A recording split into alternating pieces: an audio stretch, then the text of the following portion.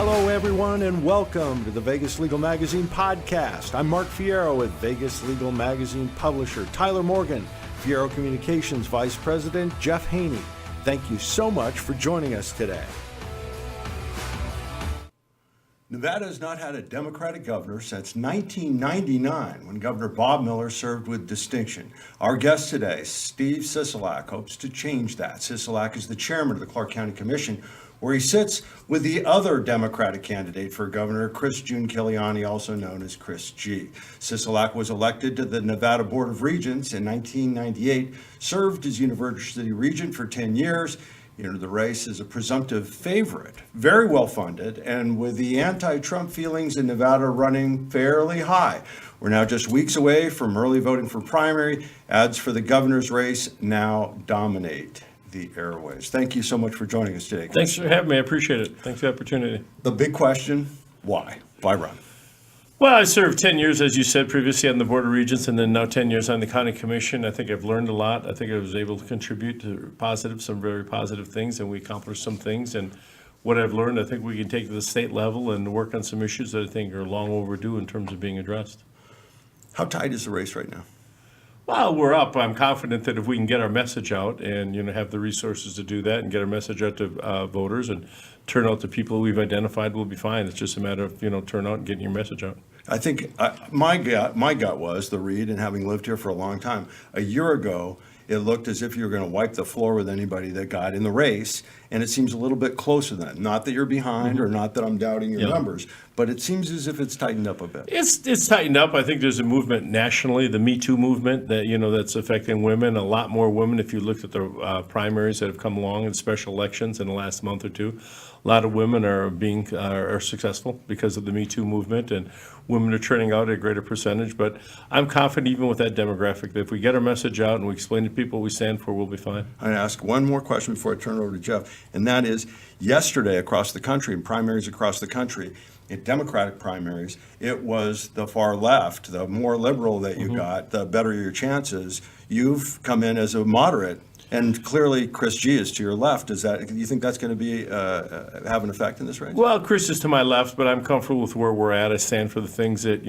I believe that she stands in, that progressives are interested in. I think just being far left to be far left doesn't do an awful lot. I think the root word of progressive is progress. In order to make progress, you have to get to 4 votes on the county commission. You need to perform and to actually lead. Voting no in protest to something doesn't accomplish an awful lot. Nothing comes from that. We don't create any jobs. We don't improve education. You just vote no and hit the red button, and I don't think that's what people are looking for. Mark mentioned Governor Miller up top, and if you go back all the way to Governor Bryant, actually, with just one exception in Nevada, the Democratic governors have been kind of moderate Democrats, I think it's fair to say, and the Republican governors have been, I think, fairly moderate Republicans. Why do you think that is in Nevada? Why do you think that has been the trend, and do you expect to see continue going forward? I do expect to see that trend continue, and the reason is there's a lot more people registering as nonpartisans right now in order to attract those people. And if you call them the soft Ds or the soft Rs, the ones that are a little more towards the center, in order to attract those folks that are concerned about what everyday Nevadans are concerned are, they look at somebody that's more moderate. The difficult thing in a primary, you're dealing exclusively with Democratic voters. So it does tend to swing a little bit further left than some people would like, but that's just the way it is. So these days, you're still working on the commission, and I know you're pretty busy these days, but what is it like still working alongside Chris G and trying to get stuff done on the commission while you're also adversaries in the governor race? I think it puts my staff and my colleagues in a tougher position than it puts me in. I just continue doing what I'm doing. I mean, we don't see each other but for the commission meetings, when we have commission meetings. I'm still in every day, but I've always been every day in my office, and so I don't see her. She's not in the office, but I deal with her for the 2 days that we're there in the commission. We've only got one more meeting between now and the election, so we're fine. It's kind of like Wile E. Coyote, and they punch out every night. Okay, years ago, big face-off with Clark County firefighters, acrimonious headlines, day in, day out. How is that? What's that relationship like these days? Well, I have communication, obviously, with the firefighters, because it's one of the departments that we have as part of the county. I stood for what I thought was transparency and openness, and called out when I saw that I thought there was a problem, and while some people in the department were not happy about it, 99% of our firefighters do an exemplary job. They're terrific assets to the county, and I'm proud that they're part of the county team. There were few that abused the system, and I called them out on it. If I saw it again, I'd do the same exact thing. So it might be a little strained from some people that thought it was an attack on the firefighters in general, and it was never that. It was just trying to fix it, what I saw as an inequity and a problem in the system. I guess the big thing is what you don't see. And you don't see firefighters on every corner campaigning for Chris G. Are they in the race at all in any way, or have you managed to neutralize them? Well, I haven't seen them get in a race yet. She interviewed with them. I know I interviewed with them and explained how I felt. They explained how they felt. And I said, look, it's something that I feel strongly about. I did. I'm not ashamed. I'm proud of the fact I did it. I think it needed to be done. It had been going on for a long period of time. And had I not broached these subjects, it would probably still be going on. So time will tell what they decide to end up doing. One of the perennial issues in the state that comes up year after year, campaign season after campaign season, is the move toward diversification of the economy, because I think so many people are concerned about that. How important do you think that is, and what steps would you like to see the state take in that direction? Well, diversifying the economy is extremely important. Last time, we cannot continue to rely on the economy in every other city to see how well we're going to do here in Las Vegas, which is basically what happens when it's strictly a tourist economy. I think we've expanded a little bit more on the convention and visitor side to get more conventions in here, so it's not just recreational tourism. We've expanded to get more foreign visitors in who stay longer and spend more, so that's a good thing. But when you get to other industries, the state has gone out in terms of attracting Tesla and Amazon and some of those big companies. I think we need to do more statewide to attract more of that type of an industry that is not as affected by a recession, upturn, or downturn in the economy. Now, we've made a lot more progress in northern Nevada than they've made in southern Nevada, but I think there's a lot we can do. I mean, there's light manufacturing that can be done here. There's a lot of distribution along the I-15 South corridor going towards Southern California, where we've got rail spurs there where you can bring in box cars and break them down and get that product shipped to both San Diego and Los Angeles, those type areas. So there's opportunities. We just need to capitalize on them. So do you think it is good policy to offer the kinds of tax incentives that were offered to draw companies like Tesla here? Well, some of those incentives, you need to have a return on investment analysis of that. What are the incentives offering being, what are you giving up? I can tell you that they gave up a lot in terms of abatements and a giveaway, if that's what you want to call it. And what that does is that on the back end, it affects the funding of not just the local government, but a lot of that funding goes towards education, goes towards public safety. And you bring a big company in that's going to create a lot of jobs. And this is what happened with Tesla up north. You brought a big company in that creates jobs. They're in Story County where there's no housing. So a lot of abatements were given. So the people live in Washoe County where there's only one road getting there, I-80. So it's caused for a huge increase in home prices up there. Right now, the average home is over $400,000.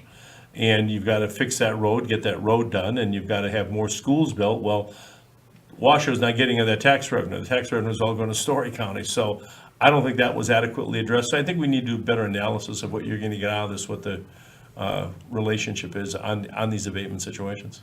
Well, with going into the diversifying of the economy, and you mentioned Amazon, you've mentioned the schools a bit. I know one of the major concerns that Amazon addressed was the low grade of the school system in Nevada. What are your thoughts when you become governor as far as increasing and raising our stature as an education system for the state? Well, I'm glad you brought that up because education is one of my top two priorities that I'm dealing with. Education and jobs are my two priorities, and they kind of go together.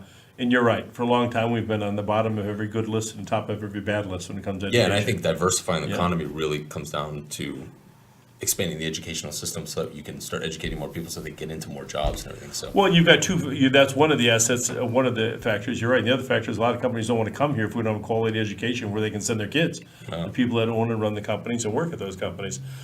We need to do more on the education front. We haven't adequately funded education, especially as compared to other jurisdictions, other cities. We're basically half, when we're just $5,700, in terms of funding. If we expect to recruit and retain good teachers, the best teachers, we've got to pay them more money. You can't start people at $40,000 and expect to get the best people you possibly can. Their take-home wage, there's no way they can ever buy a house. They're lucky if they can qualify to buy a car. That's unfortunate. If we want to invest in our kids, we have to do something. We have to find the funding. the money to put into education, so we're sure that teachers have the resources and they know that they're supported. You can't have, I was in a class week before last where it was a Spanish class, 42 kids in the class. And the teacher said, I got to buy 2 more desks because I got 2 more students. It's going to 44. It's crazy. I mean, that's not And the teaching. teachers That are buying their own supplies too. Absolutely. Average teacher spends $2,000 a year to buy their own supplies. And oftentimes they're buying Costco or Sam's Club, those big boxes of cookies and crackers and granola bars. Because a lot of these kids, they don't eat breakfast. They're coming to school with nothing to eat or nothing for lunch. Most of them are on subsidized lunches, but they're giving them granola bars for breakfast because these kids they come to school hungry. It took a long time to pull Nevada across the line when it came to marijuana, for retail marijuana. And the whole idea, the thing that got us across the line, it sounded as if at the state legislature, the thing that finally did it was that the money was going to go to education. But that's only nominal, isn't it? It ends up in the general. Is there something, you have a plan for that money to where it can actually go to education? Yeah, that was a real, to me, it was a bait and switch because I had a lot of people, particularly I spoke in Sun City Anthem and Sun City Summerlin, where it's senior type communities, and they weren't in favor of marijuana, but they were in favor of the sales pitch that this is going to create more money for education, and that's why they voted for it. That's why they supported it, and it didn't go there. It went to the general fund and the rainy day fund. The problem I've got with that going to the way it's structured now, going to just the DSA account, the distributed school account, is the vast majority of that money is generated in Clark County. This is where the majority, Clark and Washoe is where the marijuana is being sold. Some of the counties don't allow the sale of marijuana, yet they're still going to get the benefit from some of those marijuana taxes. And I just think that's unfair. I think the money should go to where it was generated, in those counties, in those jurisdictions, because they're the ones that collect it. They're the ones that are dealing with any problem that might be associated with marijuana sales, and I think that's the fairest way to go. You bring up a point, and that is the north-south issue that's always been there, and that's fair share. It goes back for as long as anybody can remember. Is there something, do you have a plan? If you talk about it now, do you lose the north? Do you have a plan to straighten out where Southern Nevada money tends to stay more in the south and the cow counties, which I understand, some has to go to, but Washoe's doing quite well, thank you very much. Washoe does well. Washoe pretty well stands on its own 2 feet, and they do a good job equating revenue and expenses in Washoe. Las Vegas, Clark County does subsidize every other county, especially the rural counties. And that can only go so far because the needs in Clark County are immense. I mean, whether it's healthcare, whether it's schools, whether it's roads. And there's just a sense that we're always on the short end of that distribution when it comes to that money. Always. And that was the way folks felt when I was on the Board of Regents, and they still feel that way. So I think what we need to do is just have a better come to the table, and I'd rather address the direction of new money that's generated to where it should rightfully go and to where it's needed the most, as opposed to, so we could hold people harmless and not inadvertently negatively impact counties that aren't expecting it. That interplay that we talked about with recreational marijuana, it looks like it's going to hit exactly what the state forecasts were, $60 million over the year. Grade Clark County's response on implementation of retail marijuana sales. I'd say we're an A. We've got some problems. I don't know if they're necessarily problems. We've got some issues we haven't addressed, and I'll get into a few of those. When we passed or implemented recreational marijuana, we had very tight control. That we wanted local control. We wanted local ownership. Well, that's all changed because we couldn't control who sold to whom. We've got a lot of outside companies, outside agencies, other states. They've come and bought numerous dispensaries, are now controlling that. So that's a little bit of a disappointment. I'm really concerned about the consumption lounge part of the marijuana industry. I mean, we've got folks coming in from out of town. We're telling them, sure, it's legal to buy this, be it medical or recreational. You can come here and buy it, but you can't smoke it in your hotel room. You can't smoke it in your car. You can't smoke it outside, but here it is. Pay for it. And I think that's a little disingenuous on our part to not have a plan in terms of, okay, where can we tell an out-of-town tourist so you can go safely consume the product that you just purchased? Now, if you buy a gummy bear, a chocolate bar, a vape pen, it's easy. You can do that in your room. Nobody knows if it's a Hershey bar or it's an infused chocolate bar. But when a lot of people like to smoke the flower, and that puts them in a tough spot where we're basically saying you're buying it legally, but you can't consume it legally. So how we deal with that question, I don't know. I've met with the Gaming Commission, the Control Board. They are vehement about not wanting it in the properties. They feel that it's against federal law and they're going to keep it out of there, so they don't want any part of it. If you come up with a retail place to put it, nobody's figured out how you monetize it. If it's a storefront, if you charge to come in, if there's a cover charge and you bring your own marijuana, you can't sell it there because they don't have a license to sell it. If that's the case, somebody's gonna go in and take one pre-rolled cigarette and spend 8 hours using the free Wi-Fi and sitting on the couch watching TV with one product. How do they make any money? So no one has figured that out. So that's one of the big problems we're facing. The other one, the biggest problem, even bigger, I think, than consuming it, is the cash economy that we're dealing with here.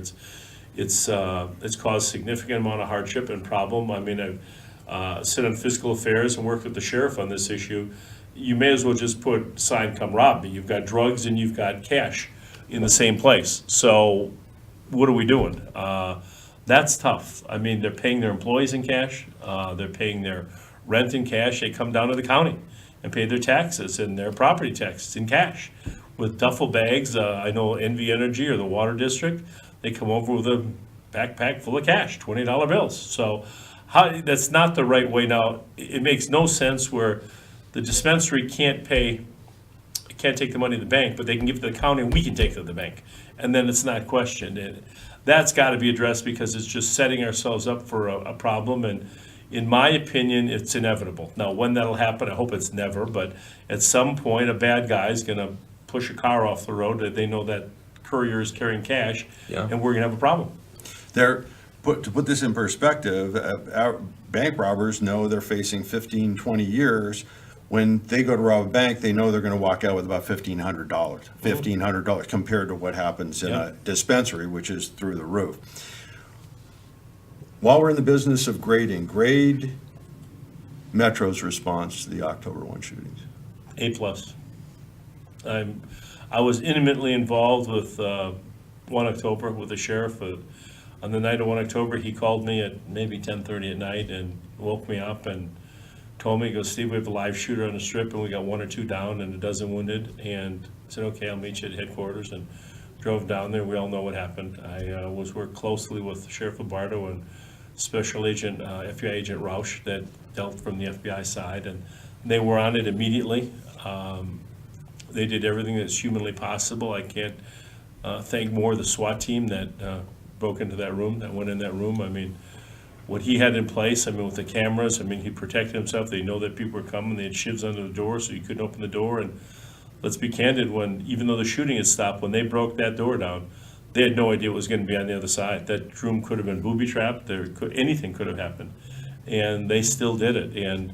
But for the quick actions of the men and women of Metro and the MGM security force, for that matter, the death toll would have been a lot higher and injuries would have been a lot higher as well. That night, how much closer did that night and that event bring you to the people of Las Vegas? And did that event and the handling of that whole situation, did that give you some kind of motivation or drive to now run for governor? It impacted me a lot, and I guess it did give me some drive. I mean, I saw some things that, candidly, I never wanted to see. I've never been in the military. I've never been to a war zone, but I was in one on Tuesday morning. I saw the bodies on the Harvest Festival site. I saw the blood. I saw a whole barbecue full of chicken or turkey legs that were still smoking, that it had been so long that this had been there. And the eeriness of the whole thing when you would walk through the site and it was strewn with not the folks that were working there, because we had Metro, we had coroners, we had everybody there working, but you'd see backpacks and satchels and purses and shoes and hats and shirts and keys and cell phones and anything you can imagine strewn all over the ground. Over 10, 11 acres of property there was just strewn everywhere. And you had to be careful where you're walking so you didn't step on anything. And then you would see a cell phone or hear it and it would start ringing. And you'd see the phone light up, you know how it lights up when it rings, and you just say to yourself, that's somebody that's looking for their loved one. Now, I don't know at the time if that loved one lived, if they died, if they were in surgery, if they were okay. That was scary, but I got really involved with a lot of the families. I'm still involved with quite a few of the families.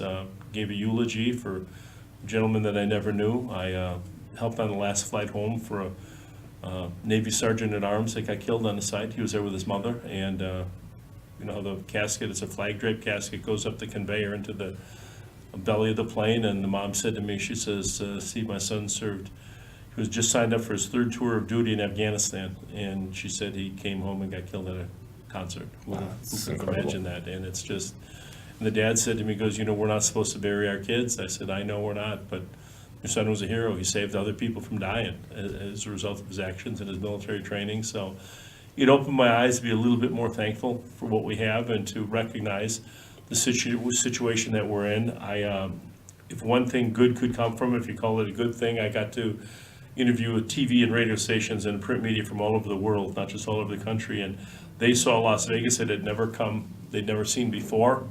The real Las Vegas, the families, the churches, synagogues, schools, parks, neighborhoods, that type thing, restaurants that were just so incredible. The sheriff and I had put out a call for early in the morning of the second, 1, 2 o'clock in the morning before we went and saw the Sir Hartfield's widow at UMC and did our best to try to console her. We put out a call for blood donations because we knew we were going to have hundreds of surgeries and we did not have the blood capacity to do all those surgeries. And there were lines around the blood bank by 6 o'clock in the morning that could not be serviced. And I can tell you there were people that were 2 blocks back in the line and they said, look, it's going to be an 8 or 10 hour wait. And people said, fine, I'll wait. They sat down and they waited to give a bottle of water. And schools gave the seniors that were 18 years old the day off to go donate blood. Companies gave employees off to go donate blood. Then we started to try to collect some money, and from the initial contribution that I put in, we, as of yesterday, when we recognized the members of the Victims Distribution Committee, we raised $31.7 million, which doesn't bring anybody's loved one back, but it gave them some money to pay their rent or their, a lot of these people haven't been able to go back to work even since then, and it let them pay their rent or their car payment or something and buy groceries. So some good came from that extent, but there's people who are going to be impacted for a lifetime, and it was just unfortunate that one man could rain so much hate down on the Las Vegas Valley. Has anything changed that allowed that to happen in the first place? Availability of weapons, availability of the room, has anything changed in Las Vegas? I know that it's difficult to stop a madman because there are only so many plans you can make. People talk about, the changes that the hotel should have made and, where they thought that they were short, but I don't believe that with the MGM. I really don't. I mean, I saw everything that was there, and we all know that if a guest puts a do not disturb sign on the room, then maid's happy because that's a room that she doesn't have to make up that day. Mm-hmm. And a lot of people sleep late in the morning. They don't want to be disturbed. They don't want to get up to answer the door. So I don't see any problem with that. I mean, they delivered room service there. He just used the cart for a nefarious purpose to attach cameras to, so he could see who was coming down the hall. We can make these properties fortresses where you can't get anything up. Every bag's got to get screened, but what are you going to do the entire Las Vegas experience? I mean, if you make it too difficult, people aren't going to come here. They're going to go somewhere else. No one would have anticipated someone using a hammer to break out a window and put that many weapons out there. And the unfortunate thing is there's no reason. I don't think we're ever going to find a motive. I can tell you that in dealing with the FBI, they're frustrated that usually they can get to something. And I mean, they looked at everything. If it was a gambling history, if it was a business history, finances, health, I mean, everything. There's found nothing. I think the consensus is the people that have looked the closest is this was a bastard. This is just a really crappy person. Yeah, but I mean, what made him pick that day and that room and that venue? I mean, he'd been down at Life is Beautiful a couple weeks before and didn't go. Now, maybe he couldn't get the right room that he wanted that night, or it's a specific room, or maybe he just wasn't feeling up to it. But if you think of it, you know all the details that relates to that. You're looking at a guy that they have on video, and I don't know how much of the videos you've seen, that was playing the slot machine that afternoon, 3, 4, 5 o'clock in the afternoon. He's playing video poker, and 5 hours later, he's going to go up and this heinous act. I mean, how does somebody do this? It's just Cold-blooded. crazy. Cold-blooded, yeah. We get to sit back and second guess. I'm a lifelong gun owner, but I'm not running for governor. You are. Did this change any positions that you have on gun control? I think, it's fortified my position. The real one that changed my position was Sandy Hook, when we had the problem at Sandy Hook at school, and I'm a big believer in the Second Amendment. I believe you should be able to own a gun to go hunting, to protect yourself, for target practice, for whatever it might be, recreation.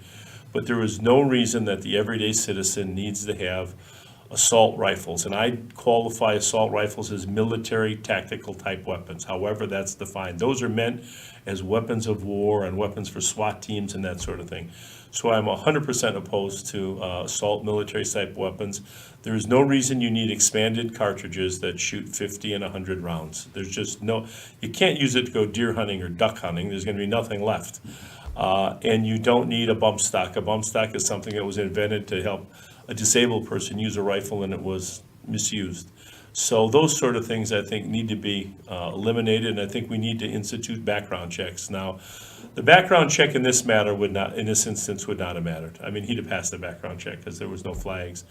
But there are other ones that we deal with on a daily basis where it's oftentimes a domestic dispute, where the girlfriend and the boyfriend or the husband and wife get in a dispute, and he beats her up, and she gets a restraining order, and he goes buys a gun off Craigslist and comes back 6 hours later, 12 hours later the next day and kills somebody. If we could prevent one of those, it would go a long way towards doing that. And there needs to be some common sense, and reasonable gun owners don't disagree with anything that I think I stand for, so that's where we're planning on. For the record, I think that might be the first time that I ever heard anybody go on the record and say they shifted their position on guns, and I applaud you for going on the record like that. I'm just glad he gives a straight answer. Yeah, exactly. You're gonna get that, like it or I thought not, he you're was gonna gonna circle straight around answer. 100 times. No. On the Raiders stadium deal, were you satisfied with the ultimate outcome? And specifically, did UNLV get what the university needed out of the deal? I'm very satisfied with the outcome. I was a big proponent of the Raiders UNLV/UNLV Stadium. There's a lot of misinformation out there about the stadium. We can clear up some of it right now.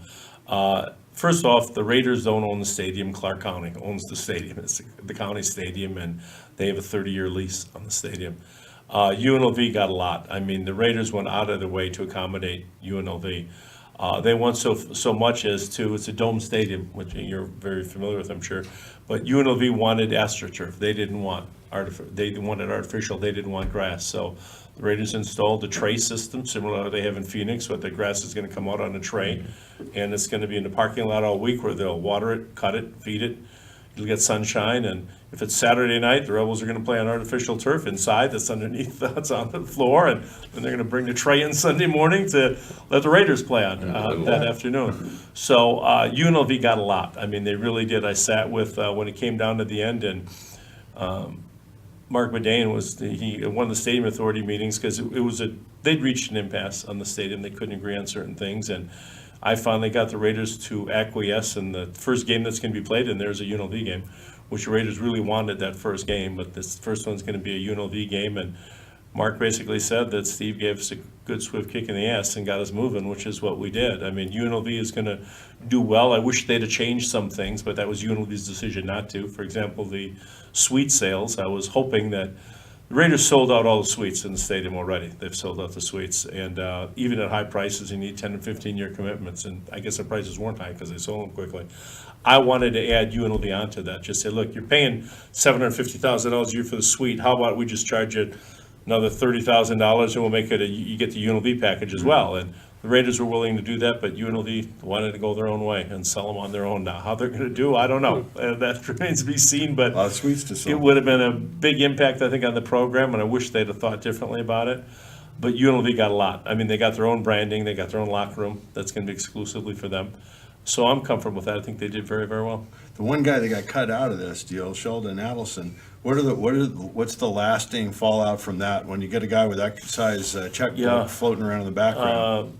I met with Sheldon and his son-in-law and Rob Goldstein and Andy Boot on dozens of occasions dealing with the stadium and the meetings we had. And Sheldon is obviously a sharp businessman and would go so far and wanted a certain return and couldn't quite get to where he wanted to get to, and thought that, I think frankly, he didn't think the Raiders could find somebody to fill his shoes, and they found Bank of America and the NFL to fill his shoes, so they went it alone. And I think they would have rather had him involved because he had a lot of still influence in the town, and he has deep pockets in order to provide financing that might be available, or might be necessary, but ultimately that didn't happen, and he's going to watch this one.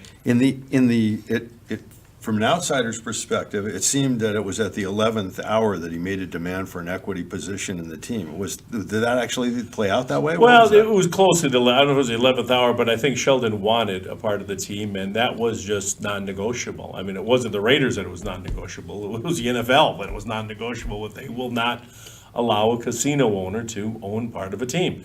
Now, could that change in 5, 10, 20, 50 years? Maybe. I don't know, but that wasn't. And the Raiders are, they get the bad rap for a lot of things, but a lot of their positions their hands were tied by the NFL. They've got a lot of the revenues are shared, they're pooled and shared by all the teams, and they had rules that they had to follow. They came down from the NFL, and they couldn't do certain things, and selling an equity share to a casino owner was one of the things that were not Yeah, allowed. you got to think that will change in the coming years. It's a matter of time. Yeah, I but think. but as of now, yeah, that is still Yeah. the rule, and it's hard Yeah. and fast. Was yeah. that what killed his participation? Was that the? Well, that was part was of the it. exit? That was part of it. It was also that he had a problem with some of the. Sheldon is obviously great at working a deal because he's got casinos all over the world, but so is the NFL. And, it's tough when you've got, Sheldon's a billionaire, and many times over, but I met a lot of those owners, Mr. Kroenke and Mr. Kraft and Mr. Spanos and those guys, but they're all billionaires too. So, you get a bunch of people with big bank accounts and pretty big egos, and getting anyone to back down was a difficult thing to do, and I think it just got pushed so far, and Sheldon could not see where there was a return on the money that he was going to have to put in, but I commend him, because had he not been involved at the beginning, we probably wouldn't be here. You had a lot of involvement in the Raiders Stadium and some success with that, but more clearly, you had tremendous success with the Golden Knights, and you had a lot of involvement with bringing them here. And how proud are you and excited about that whole outcome? Well, I'll be there later tonight. I'm really But thrilled. you were really involved in the season ticket sales I did, and getting all yeah. I the bought initial the, deposits and I everything. bought the first 2 tickets for the Golden Knights. I gave Bill Foley a check at one of the press conferences, and I remember when Bill wasn't at the first meeting, the Maloofs were at the first meeting, and a representative of Bill, and they came to me. As a county commissioner, we hear a lot of ideas. I mean, alligator wrestling and indoor ski jumping, and I can't even begin to tell you the things that have Indoor been ski brought jumping before. sounds Yeah, fun. yeah. Let's revisit them. Yeah, I hear a lot of things, and I remember when they came into the office and said, look, we want to bring an NHL hockey team here, what do you think? And I was like, seriously? We didn't have an arena at the time, they were just working on the T-Mobile, and they never backed down. I mean, they kept moving forward, and got to meet Gary Bettman. They brought the commissioner out for some of the meetings, and I remember saying to him, I go, what do you think? He goes, you'll never sell the tickets, because Bill had committed to selling all these tickets. I go, I think we could sell the tickets. He goes, you're never going to sell that many season tickets. And Bill never backed down, and the Maloofs never backed down, and they went to any bar, restaurant, street corner where there was 3 people gathered to try to sell those season tickets. So I remember giving him the check for the first ones, and Bill smiling, and in fact, I tweeted that out a couple weeks ago, because it's still been less than a year since we got a team, if you think about it. It hasn't been very long. Oh. And then Bill came the commissioner came when they announced that the franchise was going to be awarded here. And he remembered, and he said, you were right, you sold the tickets, and right now it's the hottest ticket that there is, or the hottest franchise in the NHL. Their memorabilia is selling better than anybody's, and they are incredible in this community. I cannot begin to tell you how incredible the Knights have been in this community. I got work with them during 1 October we talked about. I asked them for some help. They spent hours at the Metro Command Station signing autographs, taking selfies, the players did, visiting. I mean, I had my daughter works for the team, in fact, and we did a trunk or treat out at the Enterprise Command Station, and I give out, those little fun-sized candy bars, and she goes, Dad, that was a good event for you. I think the Knights are going to come. So they pull up with a truck with 5 players and hockey pucks. They hand out, like, anybody wants my candy bar when I'm next to the Knights. But they were there. They've done, I believe, 2 Make-A-Wish gifts already. They send their mascot Chance I've had him go to half a dozen different schools for reading weeks and, awards for the kids. And they have just ingratiated themselves with this community in a way that no one would have ever thought possible. I mean, the ceremony that they did for that first game, when they had the names on the ice and the first responders were there and the survivors were there, was beautiful. I mean, there was not a dry eye in the house. And on the last game of the year, when they retired, the number 58, that no one will ever wear, the number 58 on the Knights team, it just says a lot about who they were and, how much they mean to this community. So they've been great. I mean, you couldn't ask for, it's a fairy tale, frankly, and I know Bill Foley well. Got to know him real well. When I happened to be in Sonoma with my girlfriend, we visited his vineyard, and he's got a nice vineyard down there, but his love is hockey, and I said, Bill, you told me that you were looking at, 2-3 years to get in the playoffs, and you maybe could win in 5 or 7 years, because his theory was, you see, at my age, I don't have a 20-year plan, because I've got a 3-year plan, a 5-year plan, and he's just, he couldn't be more thrilled right now, and they are responding, and I've gotten to know some of the players, and they're taking it personal that, maybe they were viewed by their team as misfits or disposable, and they disposed of them, and now they're in a great position, one of 4 teams You that know, are left. the pressure's really going to be on the Raiders to Yeah. step Yeah, it it is. up, because the sense of community around Yeah. the hockey team is If just they absolutely right. if they had not pulled it together this first season, their boat would have been swamped by the Raiders. Yeah. Instead, they end up they may be the heroes forever. This community needed something after October 1, and the fit was perfect, was You're absolutely right, and for those perfect. of your viewers and listeners are going to hear this, you go to those games, the enthusiasm is just, it's gives beyond you belief. goosebumps. Yeah, it does. I mean, they do such a great job marketing with the music and with the pictures, and the fans are just in love with them. I mean, I just hope they keep playing well. So if you could wave a magic wand, all these years that you've been in the county commission, you could wave a magic wand, what would you have taken back? What would you have changed in your tenure when you look back at that time? What are the areas that you would change? I don't know if I'd have changed anything, frankly, Mark. I mean, everything they did, right or wrong, was a learning experience. The bad moves or mistakes kind of might have made me learn for the next time that I face a situation. I think I've taken all of it as feedback and growth and tried to make a positive out of it as I move forward. So I'm thrilled with some of the things that we've done. I mean, you talked about the big ones with 1 October and the Raiders and the Knights and that stuff, but I'm proud of other things we did too. We built Sean's Park at Opportunity Village, which is the first all-access park for disabled kids and adults, for that matter, where they can actually hook a wheelchair up to a swing, so a kid can feel the experience of being on a swing, and put a miniature golf course that's accessible by wheelchairs.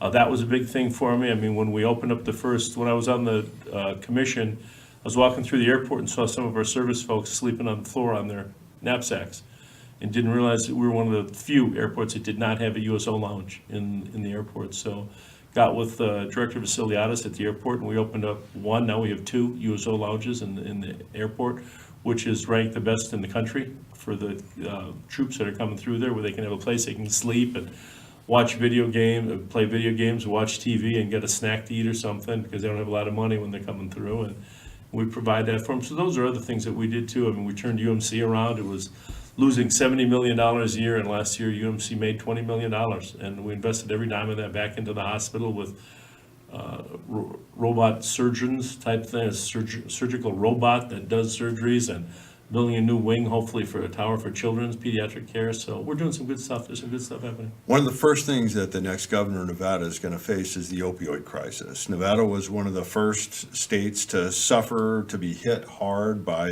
importers from Mexico that brought in very, very inexpensive heroin. The county just joined suit. I saw now Laxalt is, I don't know, the timing, I guess, is suspicious. Now that he's in the middle of a race, decided that he's going to bring suit. What can the governor do? What is it that you can do from that perspective to do anything to help solve the problem? Well, the governor can certainly help continue driving the ship forward, because the state's suffered as well, and that's why I think the Attorney General finally decided to get on board. In my opinion, should have been done long ago, should have gotten on board. And when you see I'm not just talking about the financial costs that's spent to the county in terms of care at UMC and some of our hospitals and social services and our first responders and whatnot, but the lives that were lost as a result of opioid addictions, and the statistics that I got numerous briefings before we decided to sign on to the suit and be part of that the way some of that stuff was prescribed in such massive dosages and availabilities, and it's a problem. It's a problem, and it's affected every generation, every culture, every age group. It affects everybody, and it affects families related to those folks, and it's unfortunate, but I think that they knew for a long time the impact of it, and just we're making so much money, they just went ahead with it. Now, they tried to get Laxalt involved more than a year ago, right? Yeah. And Yeah. nothing.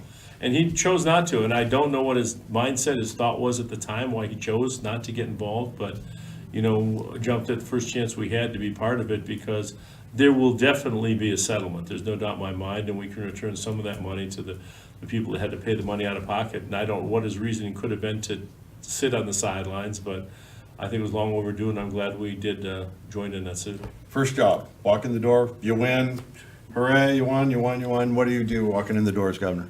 Well, the first thing I want to do is work on the education system, because it desperately needs to be fixed. I mean, I'm a believer that the quality of the education should not depend on your zip code. I mean, and I speak, like I say, at a lot of schools, and if I'm in Summerlin or Green Valley, a lot of the kids, they have iPads, and, they're brand new, spanking new, and you get into the urban core schools, you're lucky if they got books and pencils in there, and they're old. And I don't think we have done, I know we have not done enough in terms of remodeling of schools. It's one thing when you got a school that's a year, 3 years, or 10 years old for that matter. It's another thing when you get into the inner core where these schools are 30 and 50 years old that have not had adequate maintenance in 50 years. And we need to fix that. Those kids deserve an education the same as everybody else does, so that'll be my number one priority, day one. And with that, we call it a day. The Vegas Legal Podcast, I want to thank you sincerely, Commissioner Steve Pleasure, Sisolak. thank you, thanks for having me. Thank you.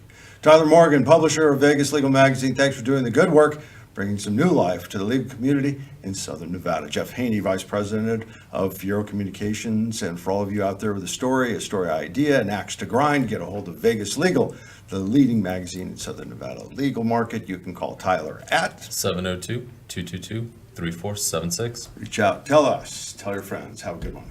Thank you. Thanks.